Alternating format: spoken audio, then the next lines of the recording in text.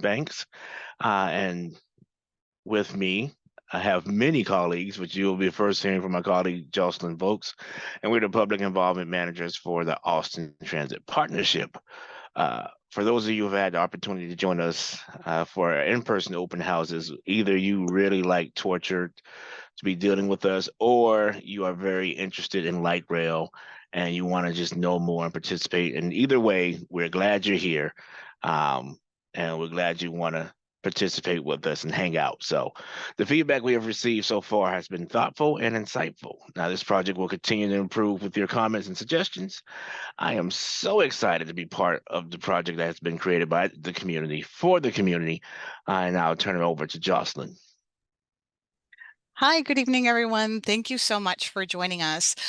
So for anyone who's interested or knows someone who is interested in listening to this meeting in Spanish, please feel free to click the interpretation button at the bottom of the screen and select Spanish.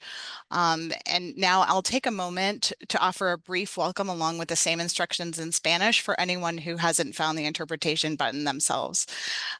Buenas noches, gracias por estar con nosotros en la reunión sobre el diseño del tren ligero de Austin. Estamos muy agradecidos de que hayan decidido pasar su tarde con nosotros. Mi nombre es Jocelyn Vokes y Janice Banks es mi colega. Somos gerentes de participación pública en el Austin Transit Partnership. Para aquellos de ustedes que tuvieron la oportunidad de acompañarnos en nuestras reuniones comunitarias, que tomaron parte en persona, han pasado por una experiencia similar a lo que tendrán esta noche. Los comentarios que hemos recibido hasta ahora han sido reflexivos y reveladores. Este proyecto seguirá mejorando con sus comentarios y sugerencias. Estoy muy emocionada de ser parte de un proyecto que ha sido creada por la comunidad y para la comunidad. Si usted está participando en español, es posible que actualmente ya esté escuchando la interpretación en vivo. Pero si no es así y desea escuchar a esta reunión en español, solo hay que buscar el botón que dice interpretación en la parte inferior de la pantalla. Oprime el botón y seleccione la opción de español. Más adelante en el programa tendremos la oportunidad de aportar comentarios en vivo. Si desea participar en español, tendremos una reunión completamente en español. Quedamos a la orden y con su permiso continuaremos con la reunión en inglés con interpretación al español. Gracias por estar aquí. Thank you. Let's transition for the slideshow for tonight. So for today's open house virtually, we're going to make sure that we break it out into two parts. So the first part is a presentation that will review the research process that our design team has used to understand the transit experience in Austin today. In the second part, we will break out into small groups to go through a series of activities that are designed to help us understand what you value and prioritize about the transit environment. And after this open house, we hope that if you haven't already, that you will complete our online survey with any additional feedback, and feel free to pass it along to your friends, your family, and your neighbors. With that, I'm going to turn things over to our Chief of Architecture and Urban Design, Peter Mullen. Thanks, Jocelyn. So tonight we're going to be talking about the transit experience. So this is a little different from some previous virtual open houses we've had, in that it's really about what is the perspective of the transit system and the experience of transit from the point of the user. And this is really foundational to how we're approaching the design process, is that we really want to make sure that we're designing this around the needs of transit users and the community in general. So so why are we doing that? In the sort of the biggest picture, we recognize that light rail is about providing additional mobility options for our community. And it really goes back to some of the principles and the goals established in the Austin Strategic Mobility Plan. The graph on the right shows that we have this goal of getting in 2039 to what we call 50-50 mode shift. Where 50% of the travelers around the city are using means other than single occupancy vehicles, other than cars. And so certainly transit and light rail are going to be a huge part of that. And in order for us to get there, we know that we've got to design this around the people who are using the system. And so that's what tonight is about, is to making sure we really understand what those needs are, and we can establish a strong foundation for design. So where are we in the process? Obviously, we've done a lot of work to date, and which we're building on in terms of basics and preliminary engineering and establishing the alignment. Now we're really talking about what does this mean for the people who are using the system and getting into that experiential lens. And then that will feed back into the design process later, and the environmental review process, so that when we actually get into design, we have that foundation that I mentioned. And then obviously design develops, and then we go into construction. So this is a long road. We're trying to move through it very systematically and very rigorously, and putting these human-centered, these user needs right at the center of our process. So the big question is, well, what does that really mean, right? What does it mean to design a people-focused transit environment? And so that's what tonight's about, right? And so we have the benefit of having a really fantastic design team involved. They go by the acronym HUG. It's representing 3 firms that are in the lead of that team: HKS, UN Studio, and Gale. And they're really experts in this area of designing from a human-centered point of view. And so they're going to take us through what that means, and also some of the research that they've done about the transit experience in Austin, which we want to share with you tonight. So I'm going to pass it to Anna Music from Gale, and she's going to take you through some of the research. Thanks, Peter. That was really nice, and it's nice to see or sense the presence of many of you. Maybe some of you were in the in-person open houses that we held over the last couple of weeks. My name's Anna. I'm with Gale and the design team. So as we tackled this question of how to design the light rail stations, our team took a pretty unique people-focused approach. So like Peter's saying, what does that really mean? For us, a people-focused approach really pays attention to the qualities that shape our experience. What do we see? What do we sense with all of our senses? How do we move and how we feel? All these things, they dictate if a place feels enjoyable, if it feels sort of uncomfortable, if it feels really comfortable or even scary. Decades of research have taught us how to design for great experience for people using all of these methods. So when we bring this human-centered thinking into transit, we need to look at the whole experience. So you may think that designing light rail is all about the station. And yes, we are focusing a lot on station design, the waiting experience. That's critical. But there's other parts of the journey, from planning to how you get to the train, that are really a huge factor of whether or not you're going to take the trip. And that's really important to the mode shift that Peter was talking about. So as a design team, we're designing for what we call the transit environment, which is broader than just the station. The transit environment includes the adjacent public spaces that impact how people access and experience transit, from before they board to after they get off and head towards their destination. The platform, like I said, is a huge part of this, but so are street crossings, trees and shade, sidewalks, bus transfers, bike racks, etc. You get the idea. So how did we actually learn about Austin and the transit environment? I'll share a little bit about this. Our awesome research and design team is made up of a multidisciplinary team of architects, urban planners, landscape architects, climate experts, scientists like Ren, who just joined me, and engineers. And we all took a really robust research process that documented the challenges and opportunities across Austin's built environment today and for the future transit environment. It's really trying to inform this contextual approach to design at the site level and at the system-wide level. So local context research looked at urban form, culture and history, landscape analysis, sustainability, and materiality, which was really interesting to look at, like what's here available to us in Austin. Public life observation is about understanding public life today. So we use these methods that we've used all around the world, and we'll show some data that really compares Austin to cities around the world. They help us understand who's here and waiting at bus stops that will become light rail stops. So what are they doing while they're waiting? How are they moving through the transit environment? Who is there and who is missing? What does it feel like to walk from a home to the bus? We looked at all these things. We complemented that with public realm analysis that allows us to document and assess the conditions of the built environment that impact experience. These are things like facade quality, sidewalk quality, scooter and bike parking, heat, shade, noise, and sound levels. And I'll introduce my colleague, Ren, who did a really incredible work related to cognitive assessment. Thank you, Anna. We also want to have a deeper understanding on how different user groups experience the travel journey through Austin. We want to understand what they experience, what are their needs and challenges, what are the stressful moments, and of course, what are the joyful and memorable moments.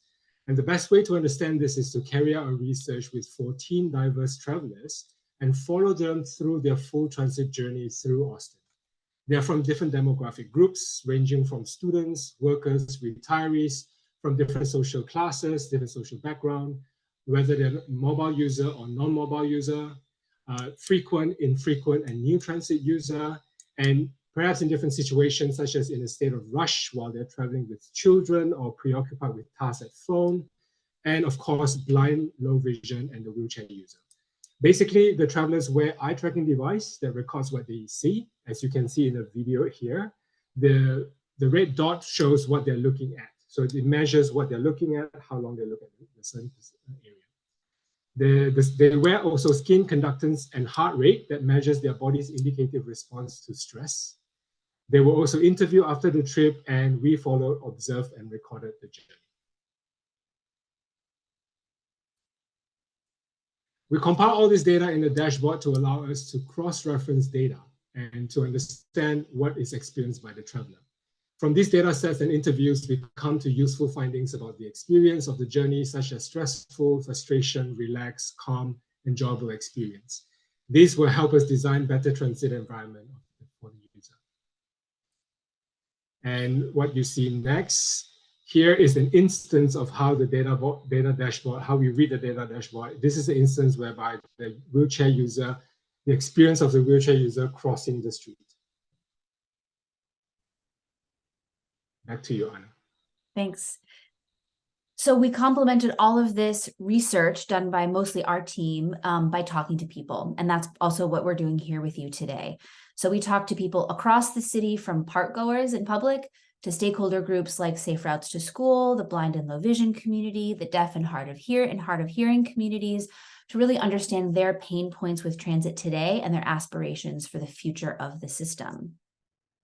So we're excited to share with you some of our findings that are driving the design process. We can't share everything with you, but we will be your facilitators in the breakout room. So we really hope that you'll stick with us and we can go into more detail then. The first thing that we found is that for light rail to be successful, the rest of the urban environment really needs to help people get safely to the platform. So the broader transit environment is really also about helping getting people to the train. To show this with numbers, most light rail trips around the country actually start with walking. It's not rocket science. We need a way to get to the train. This goes for the Red Line in Austin too. So to us as a design team, we're focused on the station, but we need to design the broader transit environment to help people arrive there safely, reliably, and comfortably on whatever mode they choose. Our next finding is that the transit environment can be harsh, but in really trying to understand in detail the public realm qualities and who's there and not there, we really have some clues for how to design a more comfortable and inclusive transit experience. So I mentioned that we looked at age and gender of people who are at bus stops that are going to become light rail stops. When we looked at who was there in our public life study, we found that it was mostly adult, male-presenting people moving in the transit environment, more so than other cities that we've studied like Melbourne and West Palm, Florida, that have more of a 50-50 gender balance. We see a lot more male-presenting people in the public realm. We also see a lack of children or elders that we know is not representative of the communities of Austin. So then we asked ourselves another question: where do we find a more representative group of people in the transit environment? So we found in places like SoCo that areas with narrow streets that have closer walking distances to amenities and destinations, we find almost a 60% female presenting people in the public realm. But in other places, like in North Lamar, where the roads are bigger and walking distances are farther, we see half that amount. So we know that we can design spaces that are inviting for all Austinites by taking clues from places like SoCo, places that have lots of destinations and that have a sort of tighter street feeling. The differences between station continues when we try to look at microclimate, and that is so important to creating a comfortable and safe environment. We know that 1/3 of the year, it's over 90 degrees in Austin, and it's only getting hotter. Shaded station areas we know are critical for people to ride transit, but that shade, as you can see from this diagram here, it's not evenly distributed throughout the city. So we take that as a really important charge for the design, to design for comfortable microclimate for everyone trying to take the train in the places that are well shaded today and the places that need to add that level of comfort. So we started these findings by talking about how important what we sometimes call the last mile or the first mile to transit is. So you're looking at 2 examples of a last mile or a bus transfer. When we mapped those conditions throughout the system, we found some great ones like Republic Square. I've taken a bus transfer in Republic Square. Maybe you have been lucky too. It's very elegant. It's extremely simple. Some of those distances are less than a minute walk, with some of them with no street crossings from bus to bus. But there are other areas that are designed for people actually to walk upwards of 6 minutes, like up in the top, to make a transfer, like some places in Pleasant Valley and in North Lamar. So much so that you can actually see in that circle image the desire lines that are cutting across the highway. That design means that to make their buses, people are choosing the shortest path, which is also the most dangerous path, of course, so much so that you can see it from Google Earth. So this dangerous design has serious consequences. The dots that you see are serious injuries or fatalities. You see more dots at intersections downtown where modes are coming together like at intersections. For us, we take this as a charge to make sure that we're designing safe intersections. But in lower density areas like around Riverside, some of those dots, you'll see that they're likely between intersections, which tells us that adding more opportunities for safe crossings or moving modes like bus transfers closer to existing intersections is going to be really, really important to create a safe design for transit. So in summary from this section, it's no wonder that we don't find more female presenting people, children, and older people in the transit environment. That environment can be harsh, it can be dangerous, and even more so the farther you get from denser areas of the city. So in the next section, we're going to look a little bit at the psychological, the cognitive impact of this environment on riders.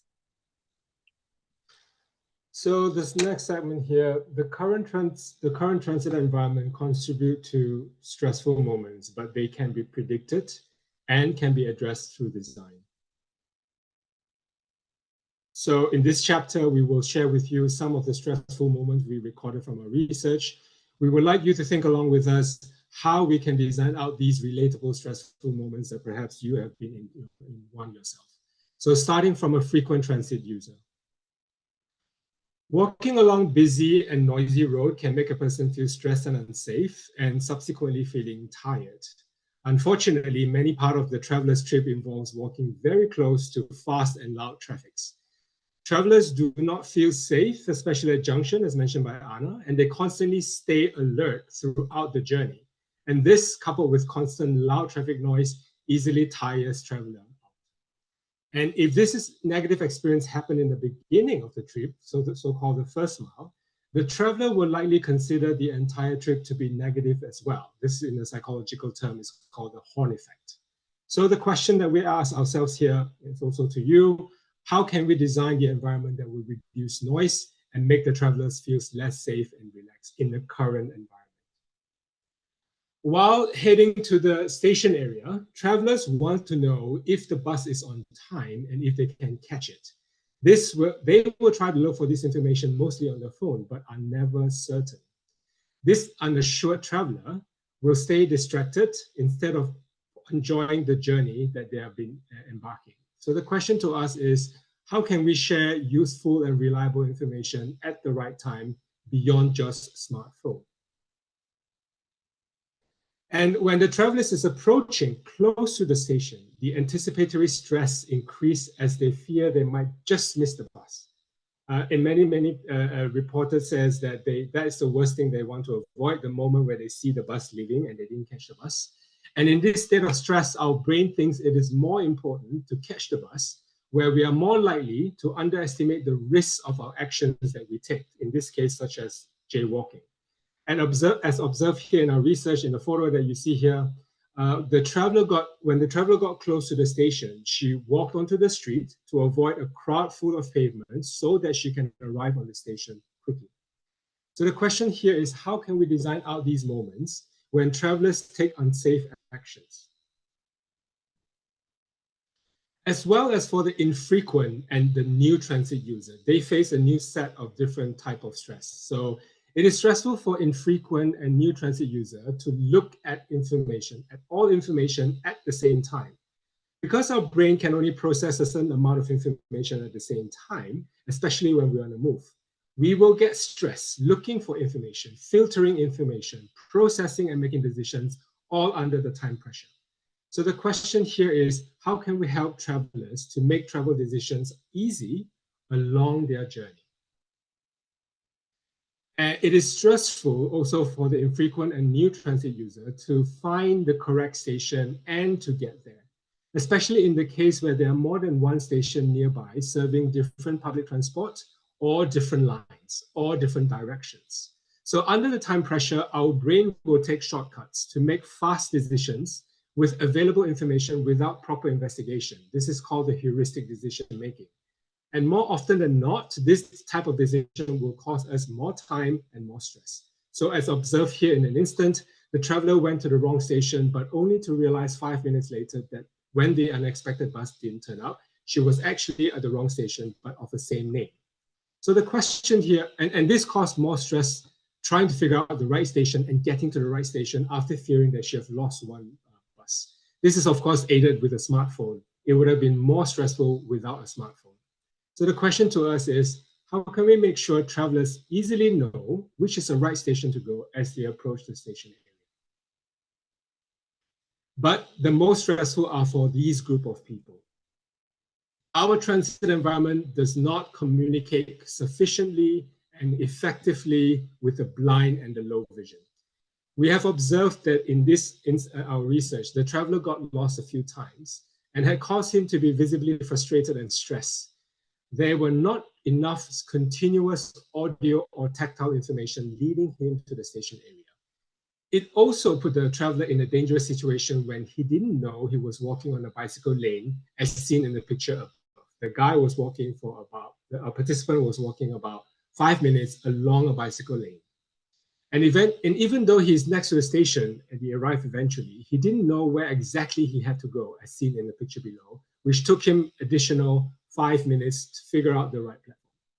So the question here for us is how to design spaces that communicate well with the blind and the low vision. It is also very stressful for the wheelchair user. It takes more effort to move towards the station area. In this photo, you see the wheelchair user is on the crosswalk. She had difficulty crossing as she wasn't sure if the driver sees her because of her she's sitting on the wheelchair, or that if the driver will stop for her, even though this is actually a crosswalk. This is taken from her experience. As she is constantly looking at the ground, and she's also constantly looking at the ground to avoid the wheel getting stuck in the uneven street. This took up most of her mental effort. So the question to us here is, how do we design a path that a wheelchair user can use confidently and safely? And for the caretakers traveling with children, they can only relax when the children are safe and away from the traffic. In our study, the caretaker were unable to relax because they were constantly looking and watching out over the safety of the children. And they were seen most relaxed only when the kids are not near the car, not near the road, for example, in a shop or when they got into the bus. The question for us here is, how do we design safe but engaging environment for the children? It is good to note that all of these travelers mentioned here requires more travel time and planning ahead to avoid higher stress. Back to you, Anna. Thanks, Ran. So we've been talking about some of the challenges, but we did find a lot of clues about how to make the transit environment more welcoming and inclusive. So part of that is just about cultivating great places, which takes the collaboration of many, many actors, not only station designers. So in these places, great places, we see higher ridership and ridership that looks like Austin. So when we looked at where people were walking in the transit environment, SoCo and UT were off the charts. If you can see this chart, you can see that SoCo, like, it's in another city. It's incredibly busy at 3 p.m. This is both on weekday and on weekend, and same with UT. It's really awesome to see such off the chart numbers. In fact, if you look at these graphs and squint, they could all be from the same incredible global city. Actually, they're from Nashville, New York City, and Denver. Austin's pedestrian volumes rival other global peer cities, which is cool for us to see, and honestly surprised us. Although if you look, in detail at the graphs, you can see that the graph of Austin doesn't have quite as healthy shoulders. It has incredible peaks, but could really add some activation and different reasons to be out in the public realm at different times. So we looked at what these places are doing right. In fact, they're abiding by some tried and true rules. SoCo, if you look, has a new storefront about every 24 feet.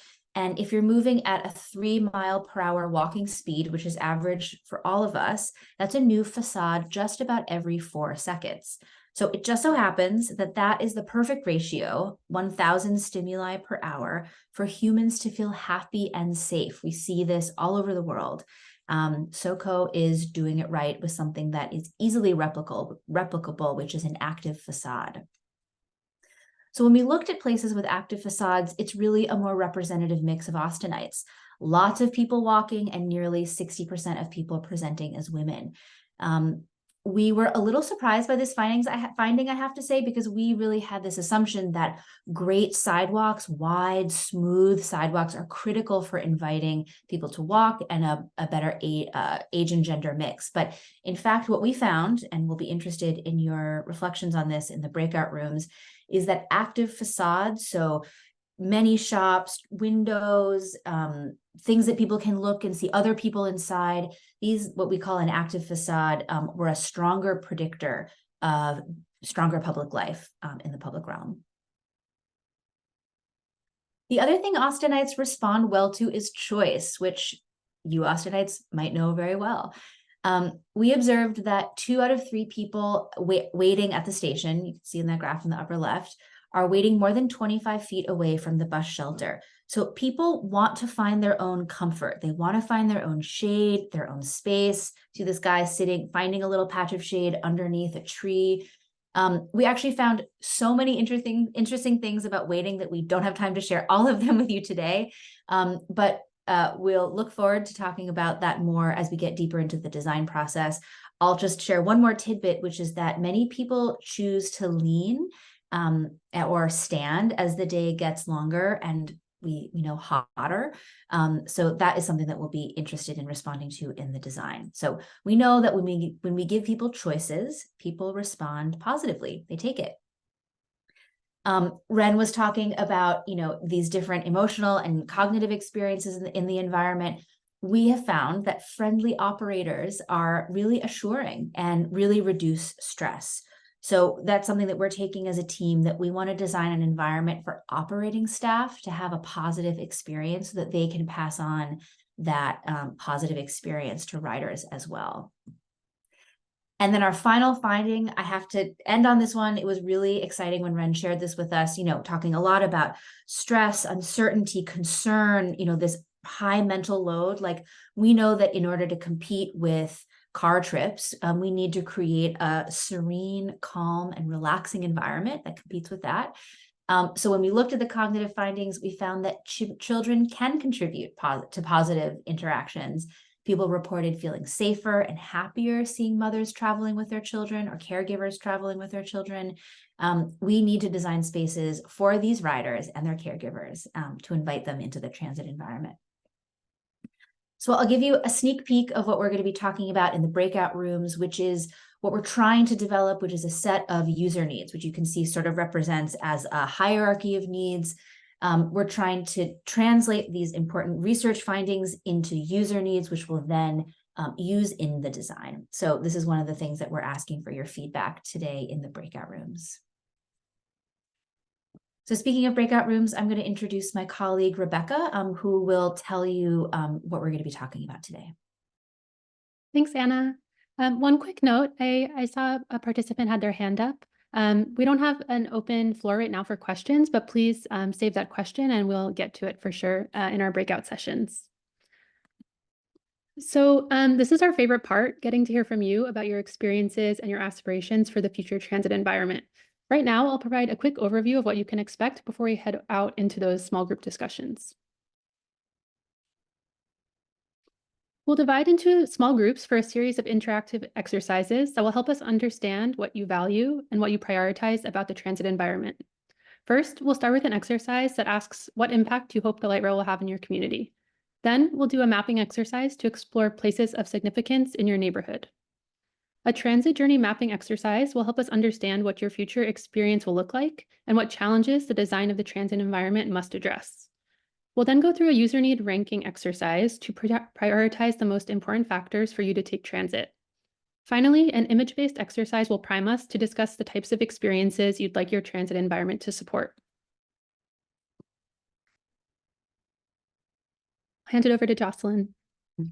Yeah, and if you would like to participate in Spanish or you know someone who would, please type Español in the Q&A so we can be sure to assign you to the correct breakout room. Si desea participar en español, favor de escribir español, si es que puede, en la sección de preguntas y respuestas para que podamos asignarlos a la sala correcta en el próximo enlace. Y si no pueden está bien, nomás nos avisan. You can also just let us know if you need us to move you to Spanish. All right, everyone, it's time. So what we're going to do is we're going to ask you to please follow the link in the chat to the Zoom space where we'll break out into small group discussions. Please be patient with us. It might take us a few minutes to get connected. Should you get disconnected, this webinar will still be live. So even if you need to go back to another link that you have,